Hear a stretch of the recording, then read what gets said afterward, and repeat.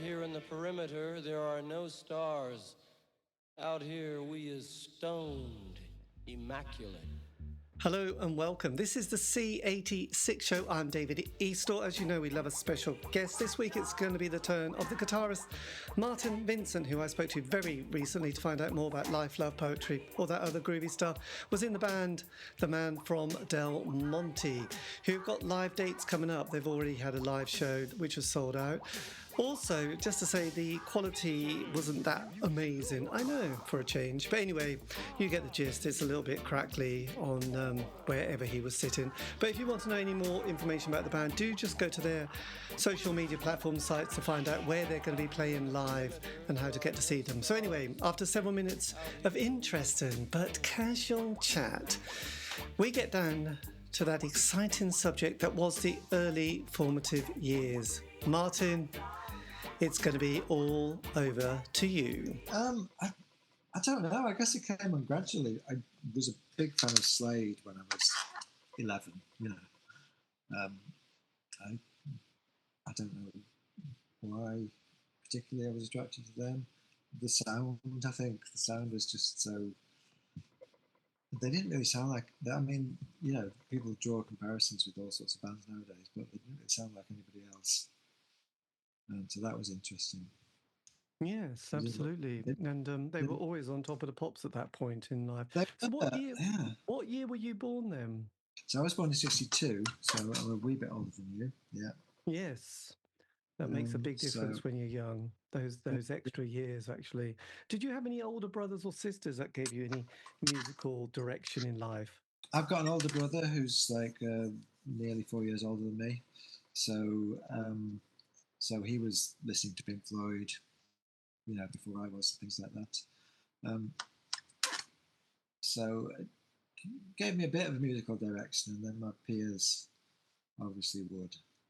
And interestingly, my parents were never, there was very little music played in our house, but they would sometimes hark back to when they were young and they went to see Chris Barber's jazz band, and the support act was Sonny Terry and Brownie McGee, like legendary blues players, harmonica player, guitar player, and singer.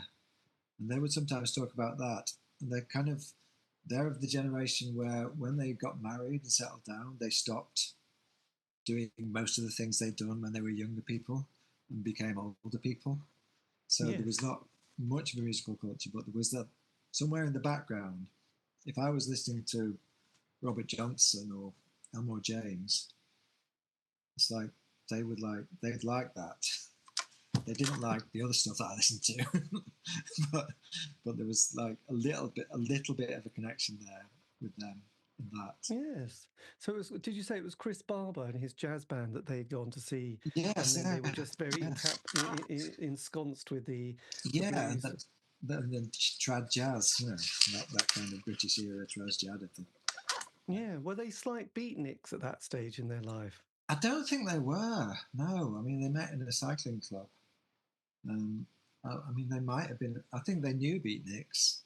I remember they would have parties, and some friends would come around, and some of them seemed a bit beatniky.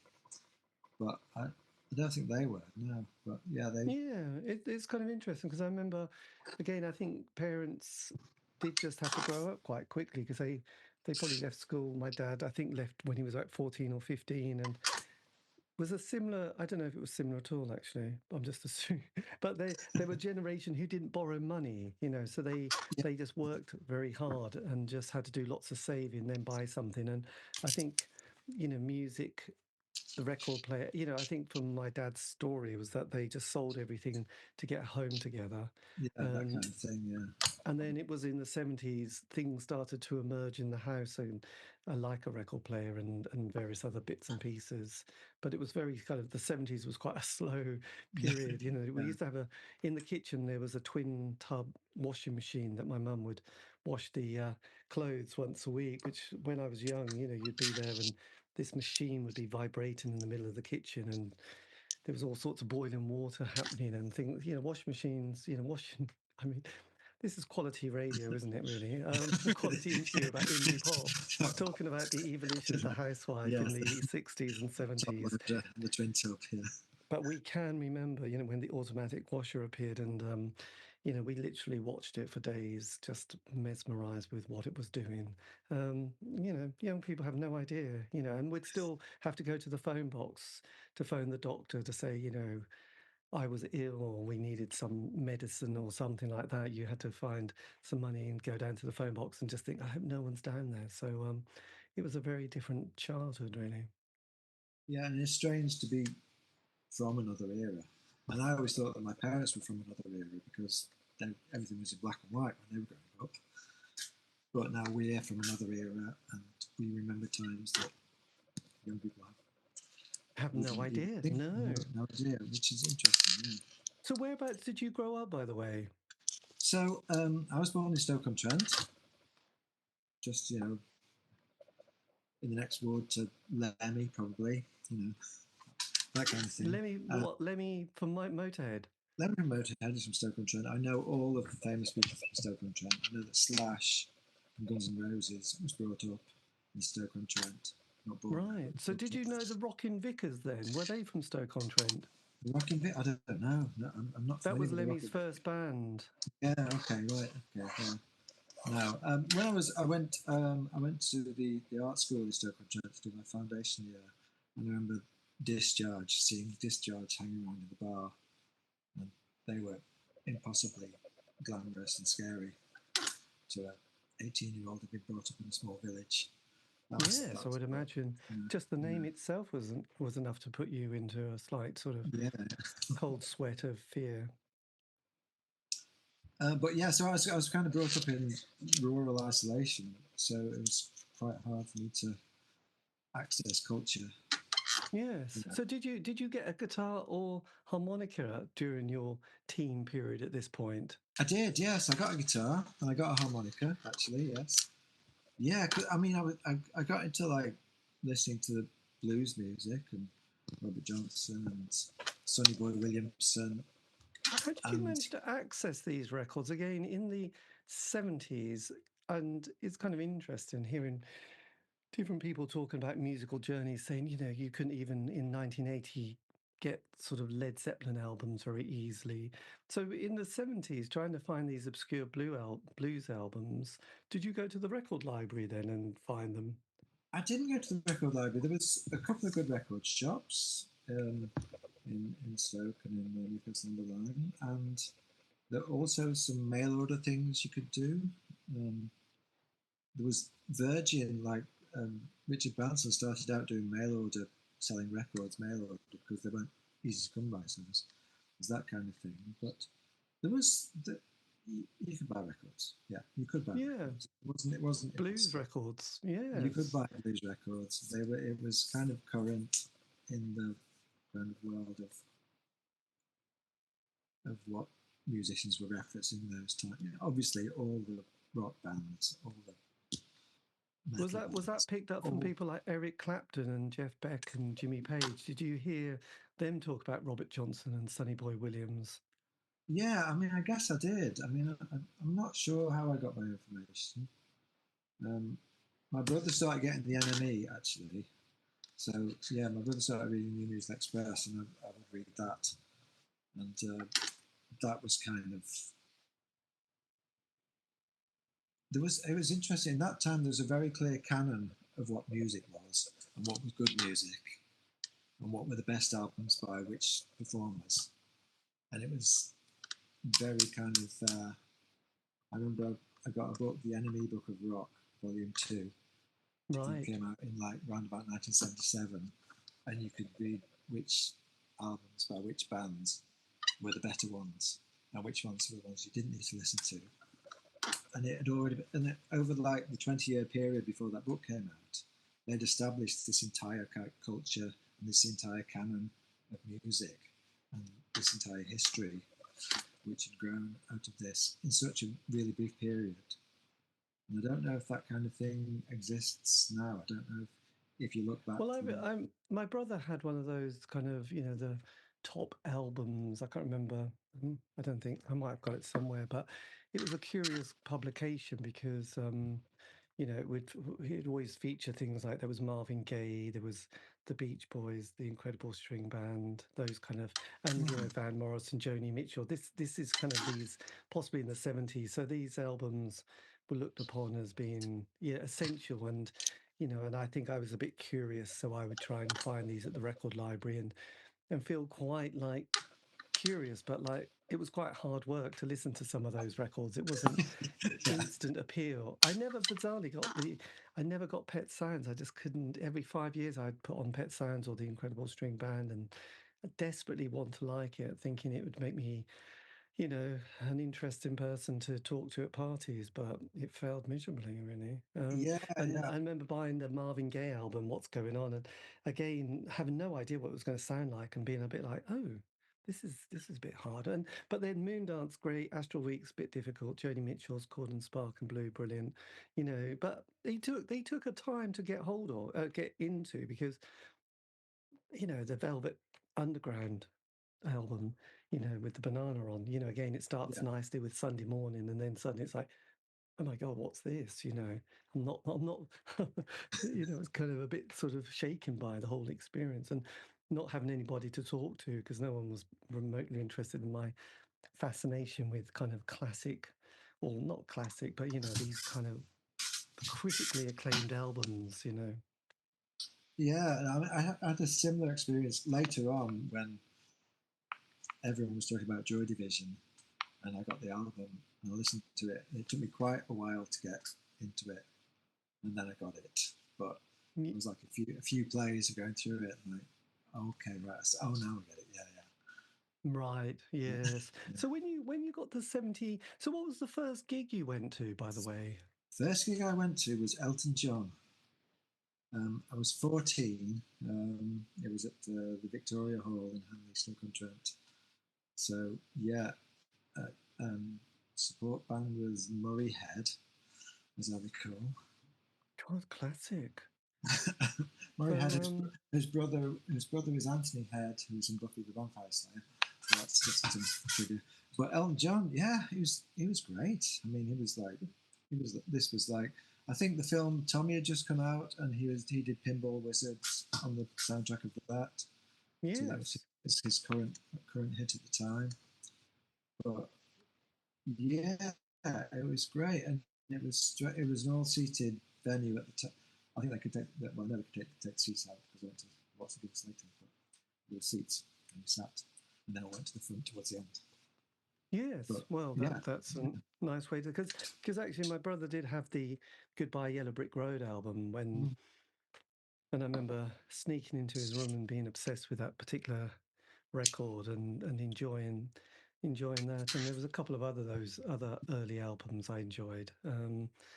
But yeah, I have a particular fondness, and obviously Elton was always on top of the pops, doing some yeah, of heartfelt course, yeah. song that felt slightly abstract and meaningful about his brother Daniel, who we had no idea what it was all about. I think it was his brother, who knows? But that was 78. You went to see Elton with Murray Head Yeah, supporting.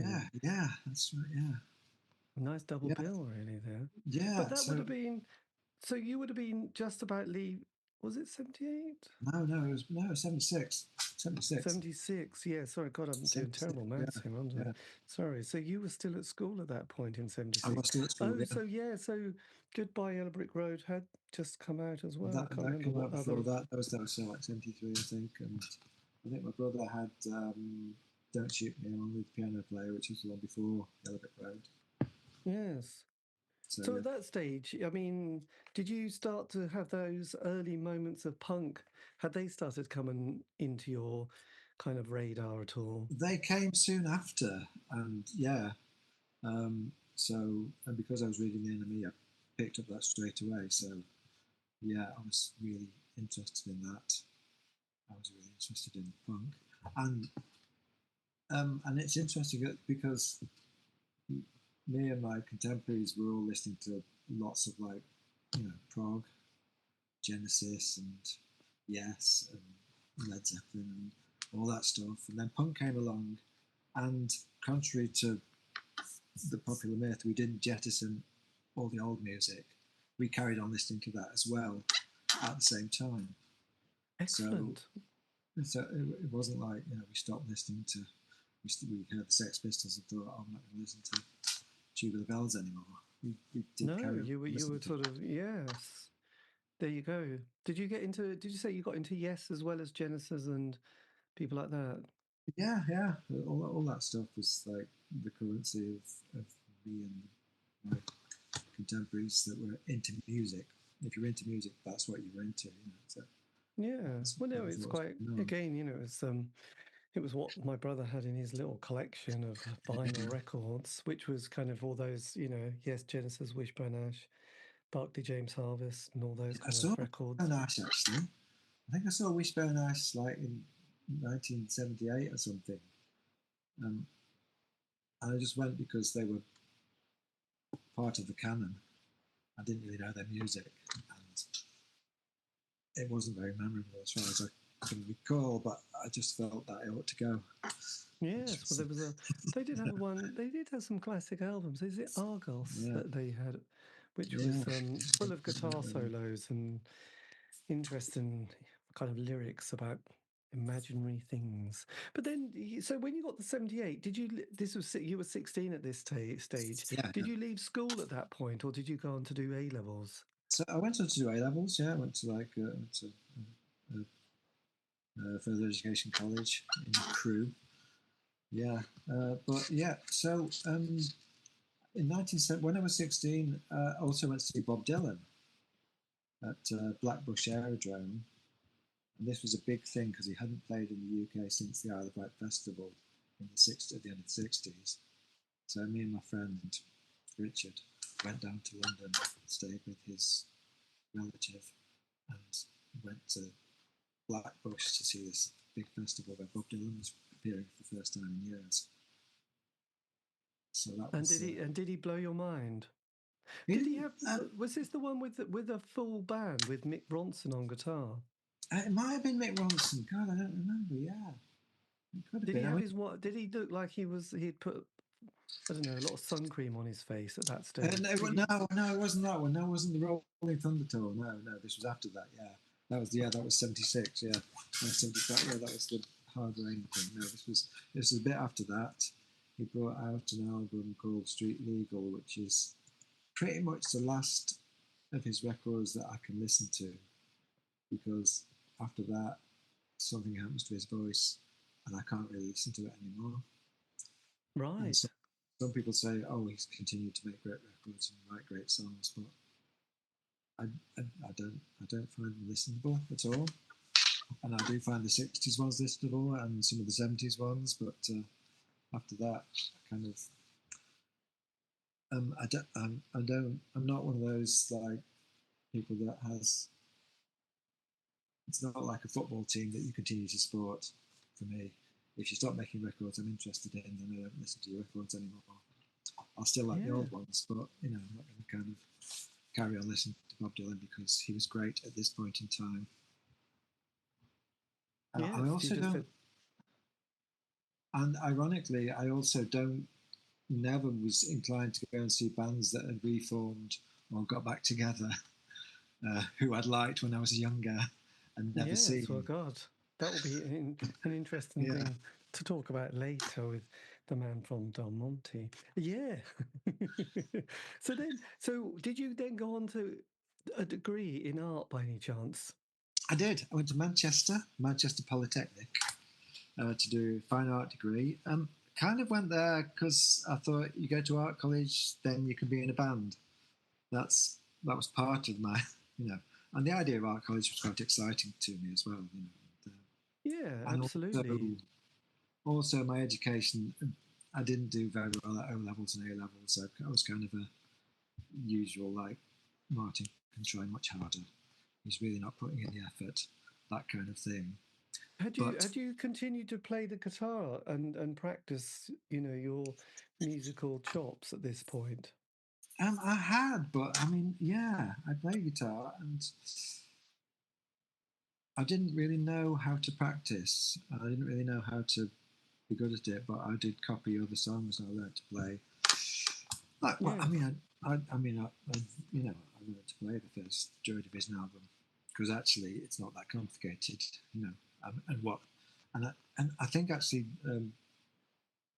Bernard Barney is a underrated guitarist, because actually what he does is very economical and very simple, but it also sounds it just works really well in the context, and it made the whole thing come together. And I think that people don't really talk about the guitar playing in Joy Division much, but it is kind of.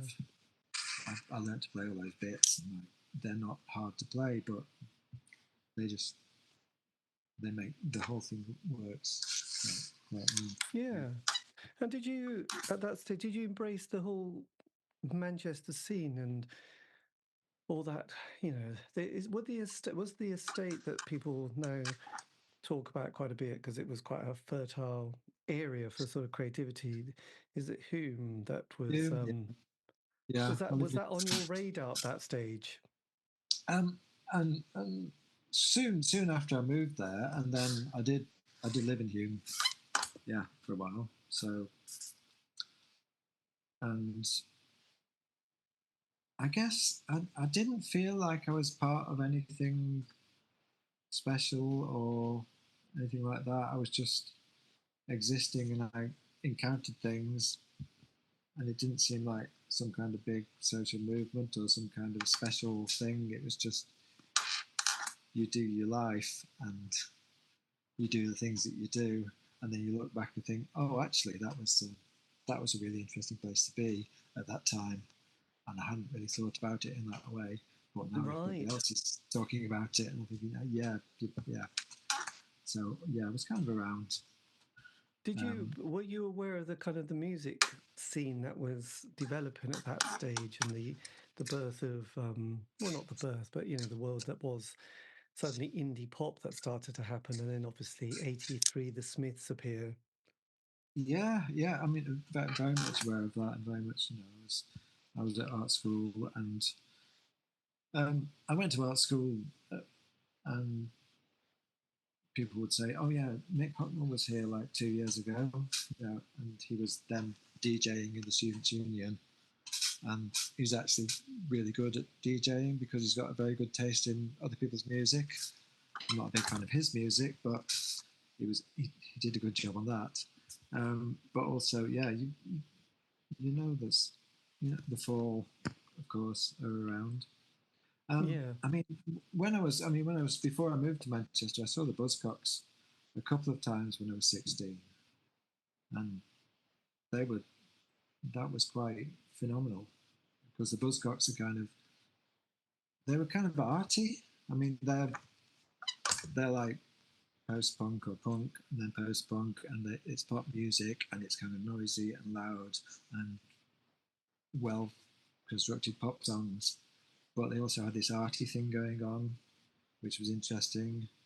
And they were also not macho. Well, Diggle's a bit macho. Shelley, not macho, Yeah. But so that they were kind of a really interesting band, and they were from Manchester, and the magazine also. And that was quite impressive that Howard Devoto started this band, then left this band just before they became anything, and started this other band with this whole group of phenomenal musicians. Steve McGeoch, who'd been at the art school before I was there, and these days is a guitarist that everyone talks about as kind of being significant. And I remember trying to learn the guitar solo from Shot by Both Sides. And this is a nerdy fact. There's an interesting thing you can do. If you get a 45 single and you play it at 33 1/3, it drops it by about an octave, pretty much exactly. So it's in the same key, but it's slower and lower. So if you want to learn a guitar solo from a single, just put it on 33 1/3. And Bob is potentially your uncle. What about bands like the Chameleons or the early In Spiral Carpets lineup? There was various people around. Yeah, I don't know. I wasn't seeing bands much at the time, actually. Yeah, I went to art school, and with the intention of being in a band, and ended up making paintings and getting involved in art. Right. So Drat. almost What a blast. I know, yeah. What's going on there?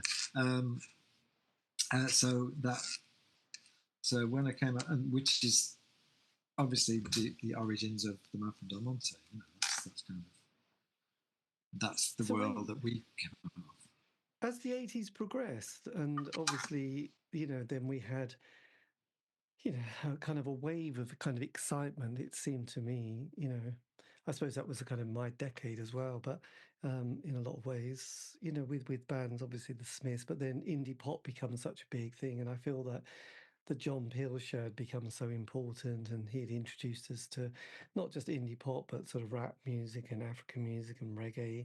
He was playing all those things on his show. So, every night there seemed to be something kind of exciting happening on the John Peel show. Were you also getting excited about the creative scene at that stage?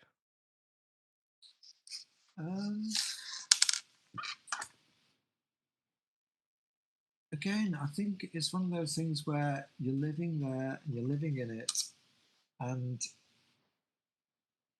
I often don't get things until sometime afterwards and think, oh, actually, yeah, that was brilliant. So Yes. but obviously you're aware of all of it, yeah. I think one takes it all for granted. I suppose now we can see all these people, who either members of bands or fans who have putting up these kind of list of gigs that happened in different venues around the country, and you just thought, my God, that 1 month would have just now you'd have probably try and go to all those gigs or most of them for £2 or £3, mostly £2, wasn't it? £2.50, and they just had great lineups, and it's like, my God, the World Domination Enterprises and Twang and the Smiths, the Charlatans, Osric Tentacles, Chumbawamba, AC Temple. There was just always all these bands were just doing their kind of thing, and that kind of circuit of indie bands and venues around the country just helped sort of make it a very fertile time. Absolutely, yeah. And when we started our band, there was just you could just go and play somewhere. It wasn't difficult. It was, yeah, we've started a band. We talk to someone, or we give someone the tape, or we just say, can we play on this band night where you have new bands on at the International or the Boardwalk or whatever, and we started playing, and then because we did all right, we started playing some other places, and there Yes, were all these other absolutely. bands also playing at the same time, and in some ways we weren't part of a crowd, we weren't part of a gang. I always feel kind of rightly or wrongly that we were just a group of people who hadn't really known each other that well before, and we hadn't all come from, like, a lot of bands are like a bunch of lads, some of whom were at school with each other, who start this band and have this shared vision and decide they're going to do this, and things don't always work out, but there's that at the basis of it. And for us, it was just like, actually, it's just 4 different people coming from different directions who just happen to have ended up in this band. And Yes. we don't have a shared vision, but we're kind of working out how to do this. And we're all working out how to do this at the same time. So it's an interesting process. Well, yeah. So how do the 4 of you meet? It doesn't sound like the return of the Magnificent Seven at this stage. It sounds like No, exactly. Well, I mean, I came out of art school. There was some graduates and previous people who'd come out before me who'd set up a studio in an old warehouse, and then they set up a gallery. And one of those people was Peter Seal, whose wife Sheila was working in the gallery, and I came out and I got a place in the studio and started working in the gallery as well as part of the artists committee that worked out what the shows were. So I knew Sheila, and Sheila was a classical pianist, but she was doing this now, and also she wanted to play bass. Right. So we'd say, well, we should start a band, but it was not much more than a pub conversation. It was like, yeah, we should start a band. You should play the bass. Let's do that. I play guitar. Let's start a band. And then this guy Mike arrived in town and went into the gallery looking for a job and did some voluntary work there. I think he was doing the accounts or something. It was like helping with that. And he said, I play guitar and I write songs. So we listened to his songs and said, oh, these are proper songs actually. Yeah, this is okay. Maybe we actually are starting a band. And then someone else we knew who worked at the art school as the print technician turned out to be a drummer, which we didn't know at the time. So we got Howard in, and so we didn't have a band because Mike thought we needed a singer, because Mike wasn't confident in his singing. So we did actually work. We got a couple of singers came in to try and do the songs with us, and it was kind of fine, but it didn't feel right. And eventually, it was like, Mike, you're just gonna have to sing. We're just going to do this ourselves. So that's what happened. But yeah, I mean, Mike came along and they were proper songs, and he kept. And once we'd started, then there was no stopping it. He kept writing more and more and more and more songs.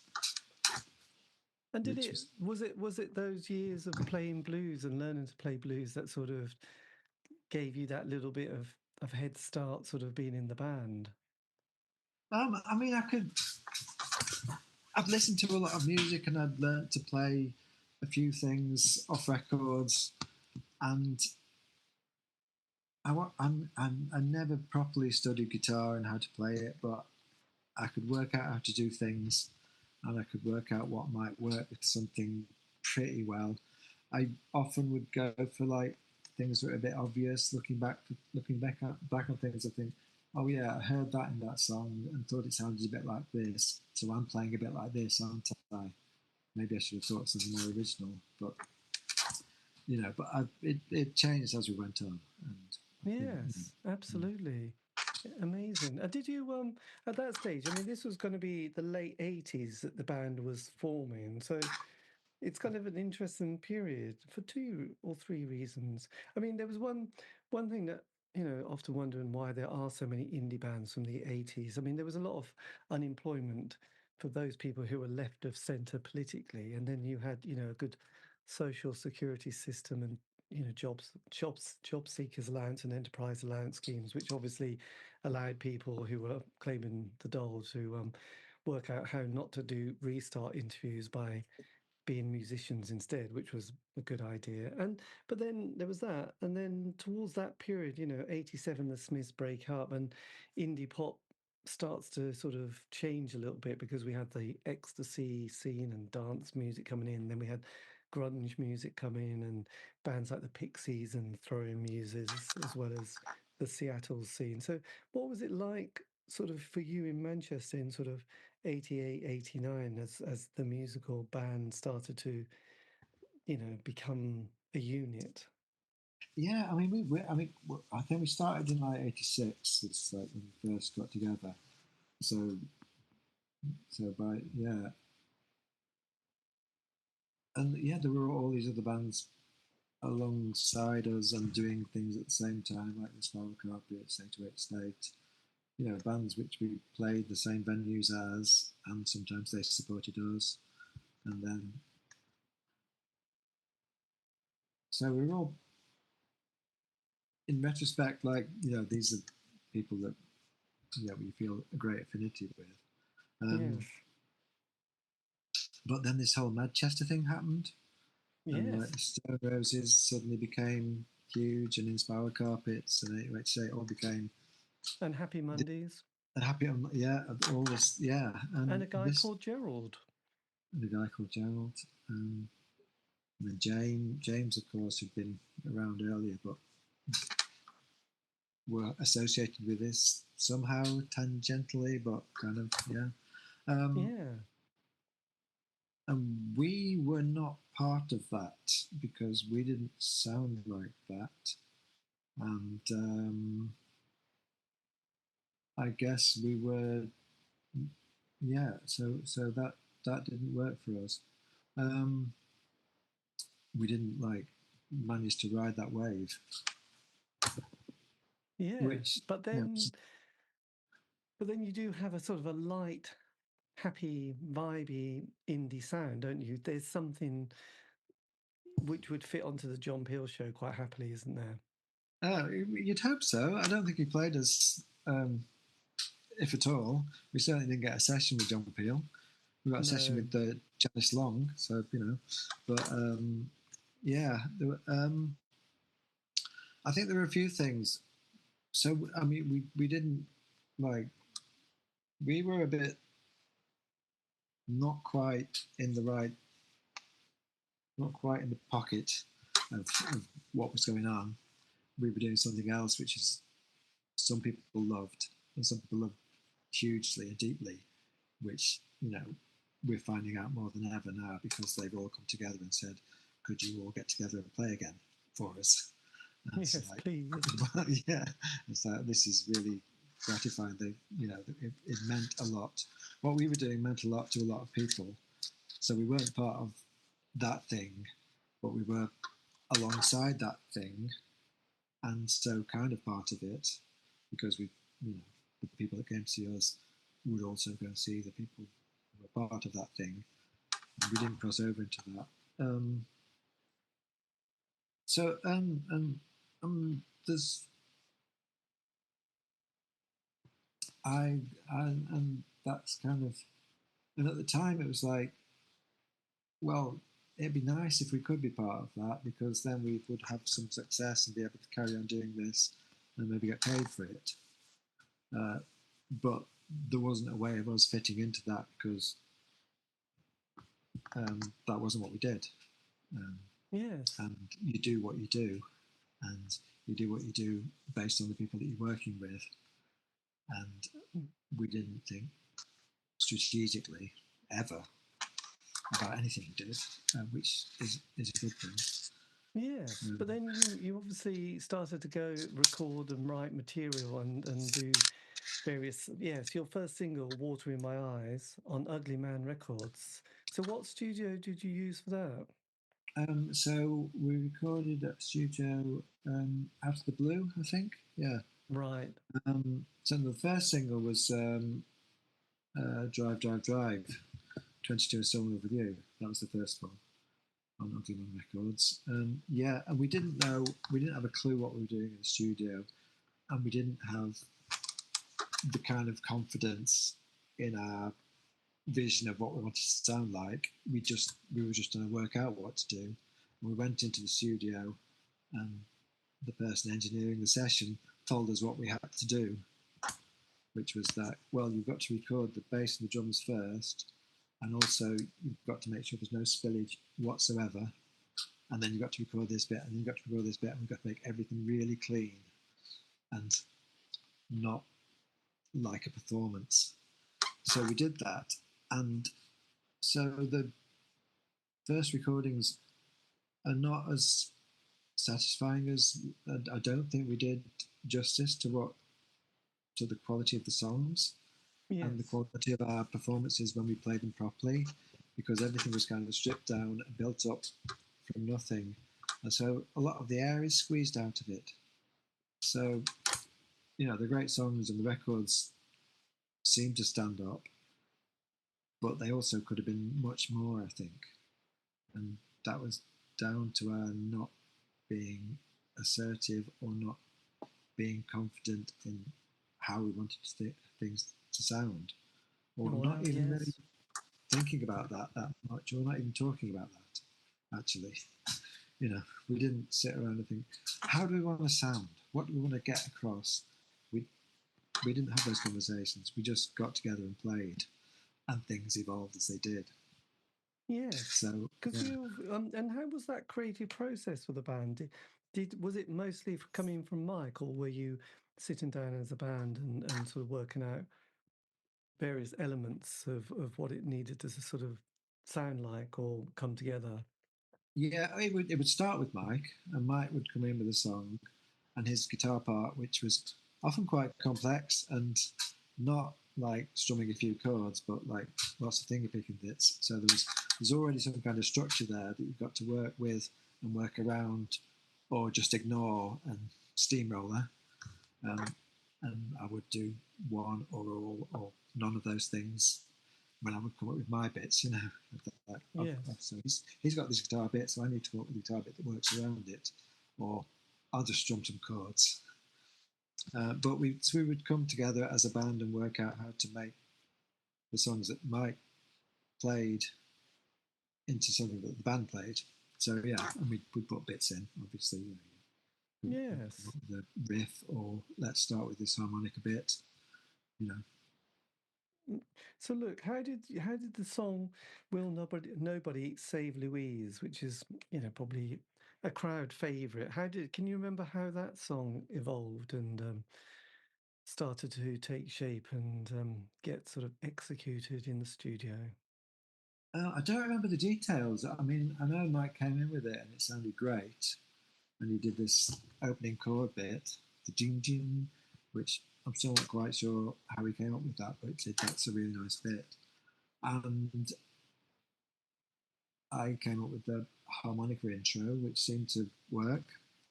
My guitar part I was never completely happy with. It's kind of a standard jangly guitar part bit with some heavy strumming on. I think it works okay. It's not that inventive, but there was a lot going on in the song already, so it didn't need to be, I guess. Yeah. And then we come in and, we come on with I'll do some backing vocals in this bit. She'll do some backing vocals on that bit. It's kind of an organic process, I think. Yeah, Mike comes in with a great song, and we try and make it sound better. On the recording of that, also, Saul from James came in and played violin a bit. So you can hear there's a bit of violin towards the end of that. It's a bit of violin. That's Saul from James.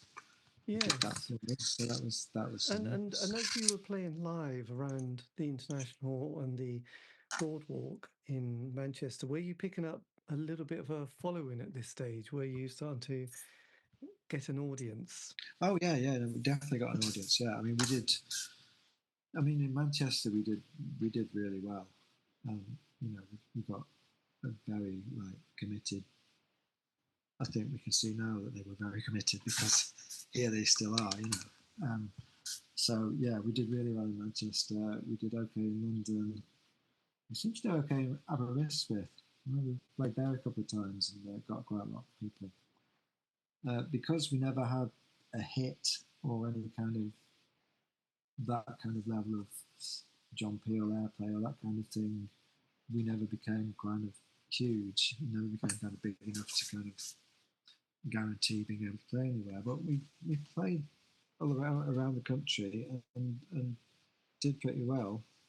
Yes. And, well, at that stage, there was a nice little circuit of quite solid venues that I think you could almost guarantee anything between 100 to 300 people going out to see a quite a new band who just got a few singles and possibly one album out, because there would be a one night a week that in Manchester, Bristol, Brighton, Leeds, Glasgow, you just knew that would be indie night with somebody exciting playing. So it was quite interesting at that stage. And the band, you did have a very indie look, didn't you? You did sort of fit into the model, don't you? That classic black and white picture of you with the guitar, all moodily looking up to the camera, bright-eyed, bushy-tailed, and very chic, especially with Sheila there. Yeah, no, some bands are not good looking. I think we were all right. I think we passed the level of kind of. There was a cuteness there. There was definitely a cuteness, which I thought was just gorgeous. I mean, looking back on it, I see pictures of us and think, actually, we were quite good looking. If only we'd known. Yes, you could have been starting to, bring out your own range of perfumes and stuff like that, and story, but at that stage, and the image of the band and that sort of logo that you used, who got that together? Peter Seal, Sheila's husband, did most of the graphics for the records. Yeah, because he's good at that, and he likes doing that, and he was there. So Yes. yeah. So yeah, and so he did that, most of that stuff, and it looked good. Yeah. It's I interesting think seeing that these was, kind of posters for bands at that time. You've got, Galaxy 500 Lush telescopes, the man from the Delmonte with the Milltown brothers supporting. I mean, it was, it's hard not to get nostalgic about this time in music, really, isn't it? So, and we worked with, we worked with good people, like you mentioned John Johnson, who was our manager. And John is obviously like a very driven person, He's successful at what he does, or whatever he does. yes. Although he does claim that he was part of the reason for our lack of major success was his management. Actually, he was a great advocate for the band, and other people we worked with, Guy Lovelady, Martin McDonough, they people that knew about the business, and which is why we got to play all those gigs and things like that, is because we had a few people that we worked with who knew what they were doing, or cared about what they were doing, and Yes. did their best to make sure that we got into some places. So that was part of it.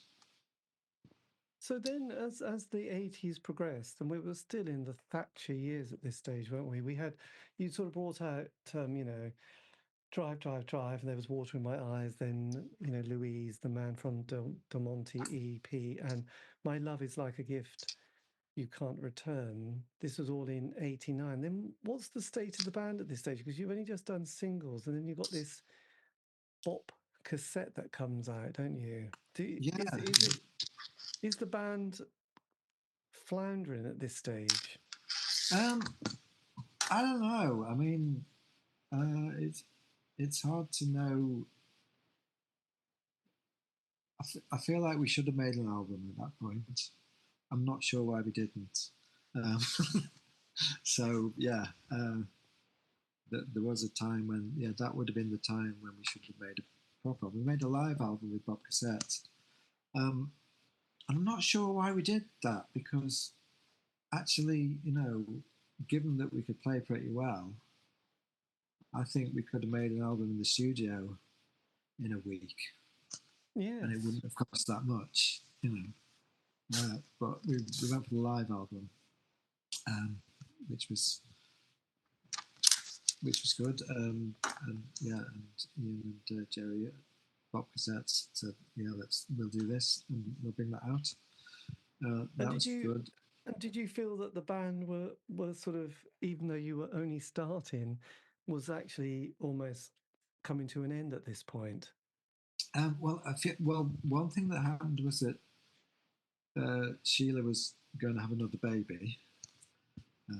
She had a child near the beginning of the band, and then another one came along. So for the band to continue, Sheila had to have some maternity leave, so we had to get some other people to play with us.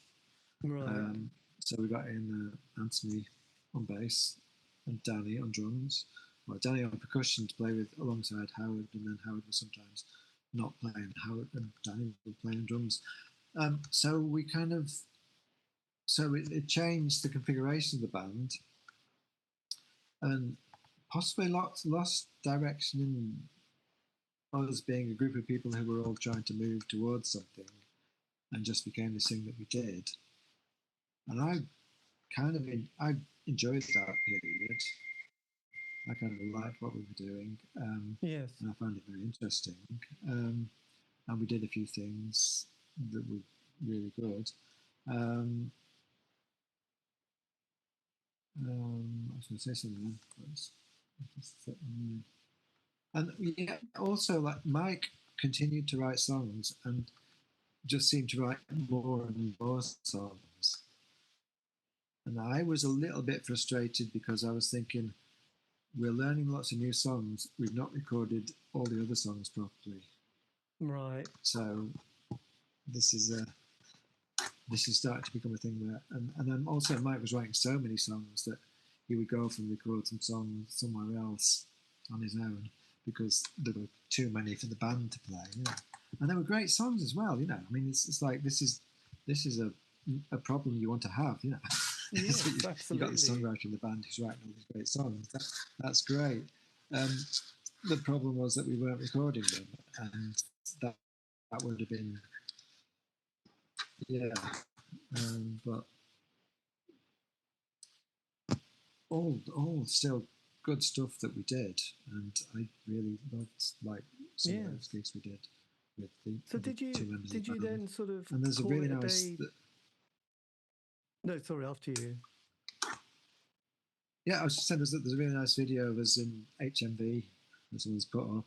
We did an in-store thing in HMV, and Sheila's and Anthony and Danny are playing, and Sheila's there doing backing vocals, holding on to her young baby daughter Rachel.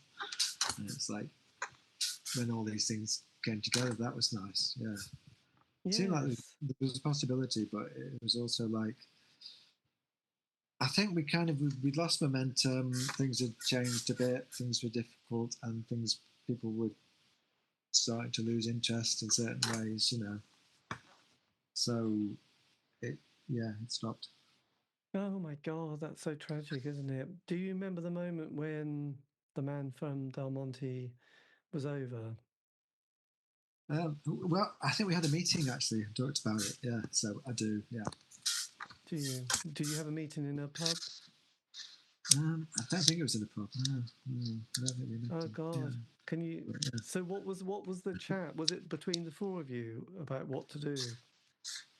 I think it was just like it got to a point. I don't think Mike wanted to carry on doing what we've been doing, and it just felt like it's going to stop. It's going to stop. My God, that was so sad. Considering you had such a prolific songwriter there. That's Well, I mean, thing. it was what it was. You know, it's like people do different things, and we hadn't kind of succeeded in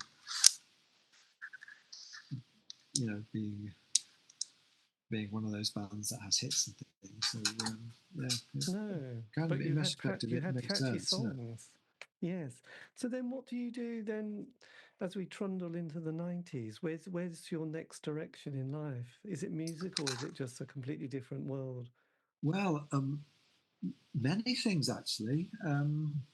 While I was still in the band, before I was writing, I used to write for City Life magazine, which was the Manchester What's On magazine. Oh yes. And I did visual arts reviews for them, and I became the visual arts editor of that magazine. So I was doing a lot of writing, and then while I was still in the band, and then I got a phone call from a guy called Quentin Cooper, who was working for BBC Radio, who said there's a program starting up called Hit the North. And I've read some of your stuff in this magazine. Do you want to do something for the radio? And I said, well, my band's going to Reading Festival. Shall I do that for the radio? So I made a little kind of radio package about Reading Festival, which again somebody's put up on the Fantastic. thing. So I started doing radio things. So I did quite a lot of work for radio. So I started doing regular reporting for Hit the North, presented by Mark Radcliffe, on Radio 5. And then I continued doing radio stuff for another 3 or 4 years. Would go and interview artists, go and interview Damien Hirst or Tracy Emin, people like that. It was that time of those artists becoming prominent. And, yes. So I did a lot of radio stuff, and did some writing, and did some arting, and and then I started another band in sort of 94, 95 with some of my friends, which we called ourselves Die Kunst. Yes. German for the art. which is probably a terrible name for a band.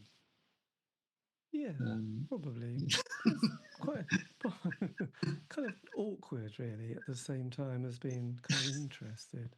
Yeah. So you brought out a sort of an album called Sweden. God, you are random, aren't you? Yes. Yeah. And very strange too. So this is a three-piece band, isn't it? It is, yeah, and we've kind of thought of it as being an art project, and what that means is that you don't have to follow any rules of how you finish things off. So basically, most of the stuff we play is like we start off, we play for a bit, and then we stop. We don't do verse, chorus, middle, eight. We don't turn it into a pop song. No, but you do have songs called Hitler, Jesus. All the major figures in world history are covered in Nelson Mandela. Yeah, Johnny exactly. Yeah. It's all there. It's all David, our bass player, was a founder member of Leatherface when he was living in Sunderland. He wasn't in it for long, but Leatherface became quite a well-known band. But David was invented to start with. Yeah. And then, so yeah. So you had that musical project until for that decade, and then how do you navigate the O years and then the teen years of 2000? Is music then completely put on the back burner at this stage? I mean, yeah, I've not been doing a lot recently. Yeah, it's true. Yeah, I mean, I did a lot of art things in Manchester. I set up a gallery and did quite a lot of curating and organising stuff like that. And then I moved to Glasgow in 2006. Yeah, the end of 2006. Came up here and set up a bookshop because there were lots of galleries already, so they didn't need that doing. Yes. But they didn't seem to have a bookshop that went with the galleries, so that was what I did as a project. And I've ended up continuing to do that in various spaces. And yeah, not done that much with it. I mean, we continued to play, me and Richard and David de Kunst continued to do things for quite a while, and then Richard moved to America. Yes. So that kind of made it impossible. But he's moved back to London now, so we really should get back together and do something. Yes. So as I mean, God, running a bookshop must be quite kind of intense experience, actually, keeping that running. Have you found it okay or interesting? It's interesting, yeah. It's it's kind of hard to make it pay. Really, it's not that hugely lucrative. Yes. So and the nature of the way we work and who we work with brings a lot of difficulties to the table. But it's also like it's a great thing to do in the sense that people often really value what you do and really value kind of what you're bringing. Yes. Because the kind of shop that it is isn't. It's not a kind of general all-purpose bookshop. It's kind of what we would call curated these days, I guess.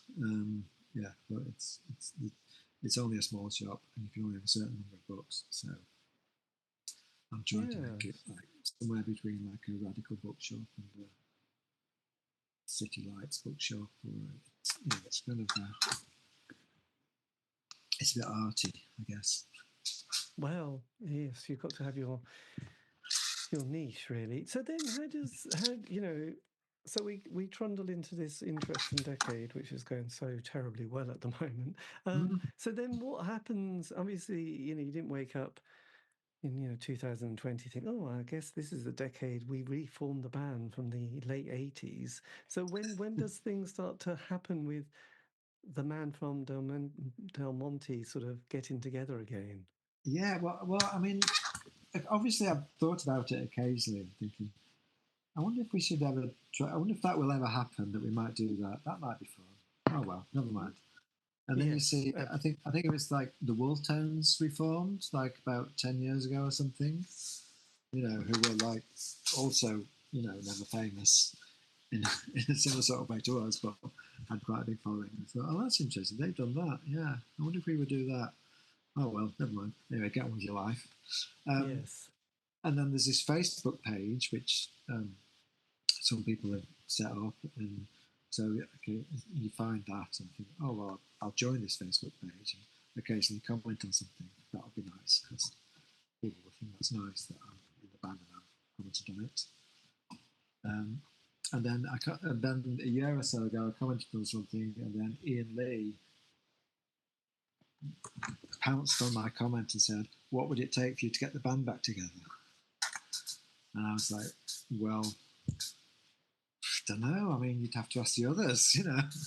Yes. I don't think Mike would be interested. Mike had a whole career in music. I'm not sure he'd be interested in revisiting this stuff from years ago. Would he? I don't know. By coincidence, Mike's children had discovered his old stuff and were actively trying to get him to get the band back together in various ways, and had joined the same Facebook group and were doing things like that. So when Ian was pestering me in a very lovely way, saying, "What would you do? How can we get the band back together?" And I'm saying, "Well, maybe we need to contact the others and ask them." And Ian managed to contact Mike via Mike's son Julian, and Mike's was up for it, which Yes. I think we were all surprised by. And Sheila was up for it, and Howard was up for it. So we had these enthusiastic, lovely people who we'd meant a lot to all those years ago, saying, "We would really love you so much to get back together. That would really make us incredibly happy." And we're like, "Well, we could do this. This might be fun. Yeah, let's do this." You know, so that's what we're doing, and it's quite extraordinary. And then a gig was booked at the Band on the Wall, 550 seats. I'm thinking, well, we might sell 200, and then we've got another 6 months to sell the rest. And it sold out in like less than half an hour. Like the website couldn't keep up with the demand for tickets. So it's like, right, we really are doing this. And this was before we'd even met up to play. Like we hadn't even rehearsed together. Yes, I know. The gig had sold out. And I was like, okay, we're playing this gig and it's sold out. No pressure, you know. We've got to go and meet up and play. And Mike has this studio in this beautiful old chapel in Wales, in Borth. Because I mean, he works as a sound engineer and he gets bands in and records them and makes lots and lots of his own music. So we went down there and we all met up again for the first time in, you know, it's been years since, it's supposed to be like at least 20 years since I've seen Sheila or Howard or Mike, you know, any of them. My God, that must have been emotional. So, well, it was kind of, we're not that emotional. I think we might be emotional, but not in a kind of, you know, obviously we hugged each other, but, you know, we weren't weeping. No. And Ian came over for the day, and, you know, I think he was filling up when he was listening to us playing. It's like, yeah, he found it quite emotional. Oh, fantastic! And of course, it is emotional, but it is like we come from that generation where we're not that demonstrative about our emotions, which but obviously, I think we all enjoyed it, and we seem to be able to do it, and everything's a bit slower, and the tempo is a bit more laid back, right? But it was always a bit frenetic, you know. Yes, So absolutely. I think so did you before you met up and had this rehearsal, had you all individually gone and looked at the songs and tried to play them and remember how they went? Yeah. Well, I mean, I had, yeah. I know Mike had, and Sheila, and yeah, I'm sure Howard had, yeah. Well, Howard was saying that. Howard says he doesn't have a drum kit, always got an electric drum kit. I don't remember, but yeah, it was. We had obviously all listened to the songs and Yes.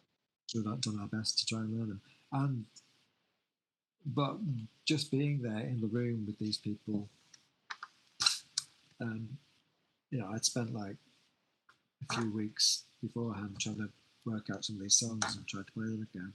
But all playing together and being in the same place, it's like you learn so much more quickly. It all comes like it's like And did you feel like you captured the essence and the feeling of those songs again? Did you feel like you did justice to them? Oh yeah, it's gonna be great. Yeah, yeah. I mean, I think so. And in a way, it's not for me to say; it's for the people listening to it to say. But I think we can play them, and I think we all seem to be playing together. Um, I'm doing my best to try and listen to people, and I probably didn't listen to people enough the first time round because I was young and stupid, and now I'm old and stupid, but a bit more aware of how stupid I am. So, you know, I'm Excellent. trying Yes. to, curb my intense self-regard and think about us all working together and try and make this a lovely thing that we do. Did you feel like there is a definite chemistry between the four of you that is quite a unique vibe? I mean, it is because I don't know what it is, but yeah, we when we play, it does seem to sound like we're all playing together. So that must be the case. And yeah, I have occasionally played with other people, and it hasn't sounded like it's all coming together. So I think, yeah, I don't know if that's chemistry or it's just that, yeah, we have particular skills. But So I think what's the feedback like from the fans and the people who have started to kind of enter your world again? um, it's lovely. It's just like, yeah, there's so much like love coming in our direction from all sorts of people, and it's really nice. I've been our second gig is in Rosendale, which is a very small venue, which is programmed by Paula Greenwood, who did Playtime Records, who we knew back in the day. And so, I knew Paula years ago, and it's nice reconnecting with someone like that. And I've been like reconnecting with all these other people that I knew 30 odd years ago, and getting back in touch with them. And when we play, and we're going to be seeing lots of people that I knew that I've known that I've not seen for years and years. So it's going to be quite a thing. It's going to be quite a aside from like being in the band again and playing all the songs again, it's going to be being in that place with all those people that were around at that time again. So there's a whole thing beyond just the four of us that's going to be coming together on that night. Yes. So you got Manchester Academy on the 12th of April, haven't you? Yeah. And then you also What was that? Tickets still available. Buy them now, quick, before they run out. Absolutely. And then you got a London gig as well. Yeah. Yeah, at 229 Great Portland Street is the venue. Yeah, which is on the 26th, I think. So at the moment, is it right? You've got 3 gigs lined up. Four. Which is the fourth one? First one's a Band on the Wall. Second one is at the Horse and Bamboo in Rosendale. Small venue. Next, the day after the Manchester one, the Band on the Wall one. And then the Academy on the 12th, and the London one on the 26th of April. Yeah, so there's 4 gigs. Blimey, 4 gigs. This is very exciting. You're going to have to sort of start working out at the gym and sort of doing all sorts of things. Yeah. So does that mean the band have got, the wonderful world that is merchandising, like CDs, T-shirts, everything available when those fans flock in? Well, once again, remarkable Ian Lee is a powerhouse of energy and seems to be having a great time doing this. As like has had t-shirts made, and the person who's printing the t-shirts is the person that printed the t-shirts the first time around, and they continued to print t-shirts and now have a little business printing t-shirts. Excellent. The person who's going to be selling the merch at the merch table is Katrina, who was selling the merch at the merch table in 1989. And the CDs, the two records, the compilation and the live album, have been re-released in the 2 CD package. Right. Through the work of Ian Lee. So, blimey, the man's a powerhouse, isn't he? So there's that going on. Yeah. So, and then we're going to work out what we want to do next. I think this is the billion-dollar question, isn't it? Really, this is so. That's April with live dates and merchandise. And so what is kind of slightly bubbling with the idea? Is it a case of seeing what happens at these gigs, or is it a case of starting to think about mapping out the summer and also the potential writing of new material? I think at this moment, probably we're not going to make any decisions about anything until we played the first gig. Right. But I'm sure we're all thinking we could record something, we could do new material, if it feels like that's something that's going to work. I don't think anybody's against anything, so it's a matter of like we'll play a gig, see how it goes. If it's great, if we enjoy it, we can do more things. Mike actually has a studio. If we wanted to do some recording, that's a place where we could do that. But at this stage, we have no idea. I mean, we're going to be playing a couple of songs that we've not played as the man from Delmonte before at the gig. Mm-hmm. They're not new songs, they're old songs, but I would be interested to hear what Mike might write for us now. I don't know if he's thought about that, but I think that'd be an interesting thing to see what happens with that. But it's all completely speculative, and I think we're all pretty clear that if we're not enjoying it, we're not going to do it. No. But if we are enjoying it, then there's no reason why we won't do it. So there's that. Yeah. Fantastic. Well, it's always nice. I mean, it's surprising how many people have got curious about sort of writing. Quite someone like I interviewed last night or 2 nights ago at Hamburg from Exmar Deutschland, who had no interest, but then was persuaded to sing some vocals on a track and then see how it went, and then got a little bit inspired, and voila, suddenly brought an album out last year and has suddenly potentially going to play live, and things have moved, which she hadn't seen happening at all a few years ago or decades. So it's kind of interesting, and as we all get a little bit older, I suppose there's not too many, there isn't that much time to put things on the back burner for 3 decades and pick it up again. So yes. And we live in a world where you can do this stuff at this age and it seems to be okay. Like when I was like a teenager, for someone to be in a band and to be 30 was like ridiculous. These people are getting old now. These are old farts. Yeah, no, I mean, David Bowie, Paul McCartney, John Lennon. I mean, they seemed ancient, and you thought, oh my God, they were that young. I don't know what happened. I suppose whether they couldn't have felt old and past it, but they definitely, when you think, oh, 30, that is so young. But yeah, it seems strange when you're sort of 18 being into pop music, looking at a 30-year-old. I mean, to be honest, Paul McCartney's solo stuff, apart from Band on the Run, did seem a bit old fogey-ish. in places. I don't know. Give my regards to Broadway. I mean, he would have bought that in 1982, but I don't know. It's a tricky one. Anyway, look. So with your fans, I know Paul McCartney. I'm sure he's not going to listen to that actually. So with your fans, obviously you got new.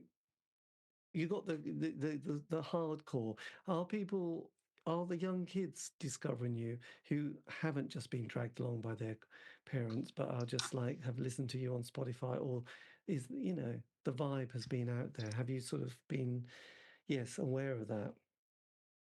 No idea. It might be happening, but I don't know. I've not encountered it. I'm not sure how I'd find it out. I don't think young kids join Facebook groups these days. Facebook's for the old No, there's folks. probably you're gonna have to get on. You're gonna have to get on the TikTok, aren't you? Yeah, all And that, even that's probably old hat now. I mean, Facebook. I mean, that's really, yes, it's gone, hasn't it? Yes. So I don't know anyway, if there's young people coming up, but it would be nice if they did. And there's no reason why they won't, because from the young people I know, they don't have the same prejudice against old people that we used to have. So that's a good thing. that's Young people lovely. today are just, many young people I meet are so kind and so thoughtful and so much about making sure everybody's comfortable and feeling okay, which is it's kind of quite inspiring. What I find Yes. that And sort of also, there is a area great of culture. curiosity, I think, with the 80s now, the indie world that's, yeah, I mean, things like Cherry Red Records have been putting out these compilations from different years, C86 to, they've got up to C92 now, bizarrely, and they've gone to C85, but they've always getting a compilation out from a Manchester one, a Liverpool one, Sheffield, Scotland. So, yeah, I mean, I think they've just been sort of going through all their archives and all their, old, compilation, all the record labels they bought up, basically, they've been able to curate these very interesting collections. Yeah, and also like because Mike's kids are in bands, and they've got punkish sort of bands, kind of they're a bit kind of headcoatsy, that sort of sound. Um, called Mud Club, and they're going to be supporting us. But the fact that they discovered our old stuff and liked it and wanted to hear it, that's a lovely and surprising thing, and that's part of the reason why the band's getting back together, is that some young people who happen to be the offspring of someone in the band like this, but Yes. that's not. I don't think that's why they like it. It's part of why they like it, but they like it and they want to see it. So hopefully there'll be some more of those. Yeah. Well, I think also you've got, I mean, dear old Spotify does sometimes encourage you to find new stuff. I guess if you're a young kid and you listen to one band, it often says fans also like. So with Delmonte, you've got the Chesterfields, Yeah Jazz, the Passmore Sisters, Bradford, Benny Profane, Bob, good old Bob, Red Guitars. So they've reformed recently. And the Claim, so Purple Heart. So yeah, so I think that does encourage you to click again and have another listen. So it's kind of curious and interesting, isn't it? Yeah, So it's good. It's that we're kind of part of a. When you're part of the streaming culture, then you can just turn up somewhere, and nobody cares whether you're part of a particular scene or whether you're from a certain area of music or whether you're hip or not. You're just the next song that's turned up on their stream that might fit in with what they've just listened to, and then they might hopefully listen without prejudice or preconception and decide whether they like it or not. bingo, there you go. Yeah. It's all good. Yeah. Well, look, this has been fantastic. Well, thank you, Martin, for your time for this. I'm glad we eventually got this together and found Yeah, a date in so. Yeah, date in the calendars. We live such yeah, fast lives, don't we? But yes, yeah. it's all very exciting. And, good luck for April. Obviously, fingers crossed it all goes really well. And hopefully you'll be able to surprise us with new material sometime in the year. Which you never know. Yes, watch this space. watch this. Thank you, David. It's been good. Yes, Yeah. well, thank you, and I'll send you a clip. But yes, I know probably Ian will be very good at sort of being able to post it on one of your Facebook groups. The man from Delmonte. Yeah. Classic social media. We love it. But anyway, look, thank you for your time, and yes, take care, and yes, have a great couple of months. See you in April. See you later. Thank you. Bye. Yeah, thanks. Bye.